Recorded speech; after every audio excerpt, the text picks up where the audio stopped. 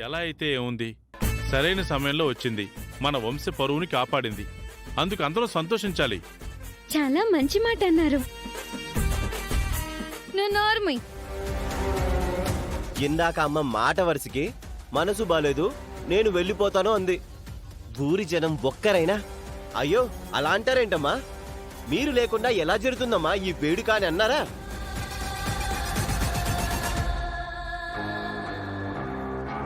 మీరు లేకపోయినా పర్వాలేదు, ఆవనుంది కదా, ఆవనితో చేయించుకుంటామన్నట్టుగా మాట్లాడారు. అంతలా మారిపోయారు జనం. ఆ విధంగా మార్చేయడానికే మన వెనకే వచ్చింది. వెనక వచ్చేవాళ్లు వెన్నుపోటు పొడుస్తారు. వెన్నుపోట్ల గురించి మీరే మాట్లాడాలి మరి. అవని గారు చేసిన దానికి అందరూ మెచ్చుకుని అభినందనలు తెలియజేయాల్సింది పోయి ఇలా మాట్లాడతారేంటి? అభినందనలు తెలియజేయాల్సినంత గొప్ప పనేం చేయలేదు. అందరిలో గొప్ప అనిపించుకోవడానికి వచ్చింది అంతే. అయ్యో రామా, మీరు కూడా ఇలా మాట్లాడతారేంటి సార్?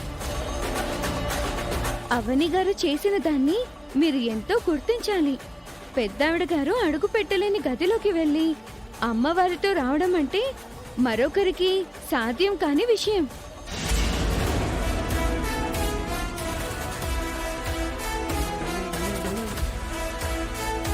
అందుకు అమ్మవారి కృప కటాక్షం ఎంతో ఉండాలి.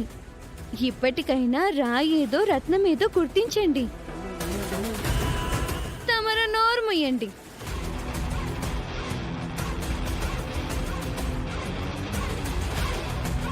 అమ్మా, ఊరందరం ఒక నిర్ణయానికి వచ్చాం. ఈసారి విగ్రహాన్ని అవని తీసుకొచ్చింది కాబట్టి ఈ సంవత్సరం మీరు అయ్యగారు కాకుండా చిన్న కోడలు చిన్న కొడుకుతో పూజను జరిపించాలని అనుకుంటున్నాం.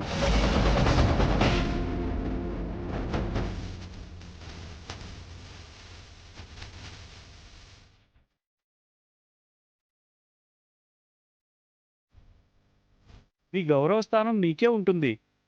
పూజ మాత్రం అవని శ్రీకర్ల చేతుల మీదుగా జరుగుతుంది.